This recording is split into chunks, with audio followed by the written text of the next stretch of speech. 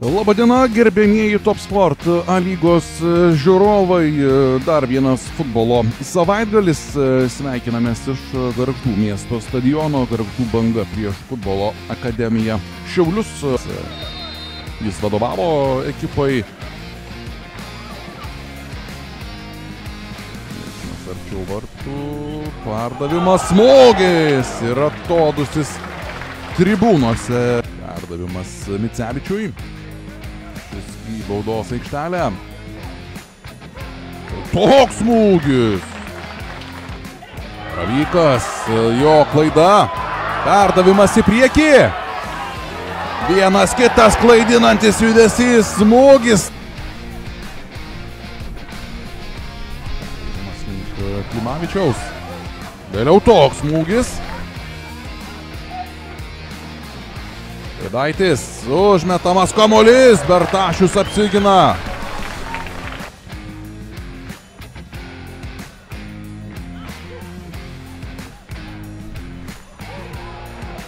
Ir kamuolys vartuose.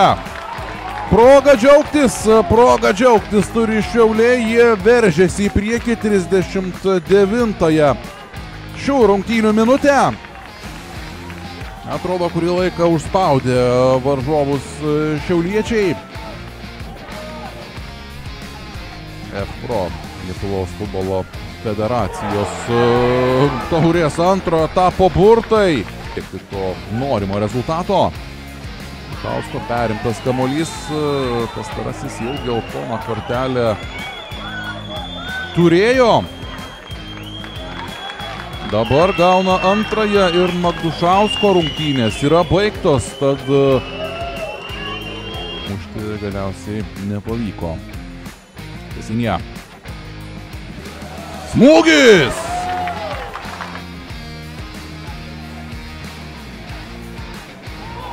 Perdavimas į baudos aikštelę, smūgis, nėra įvarčio. Pirmieji jo prisilietimai prie kamulio, koks geras perdavimas, Baravykas.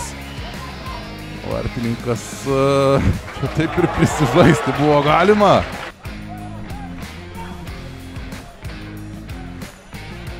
Smūgis! Baudos aikštelės. Šimkus, puikus jo aikštės matymas.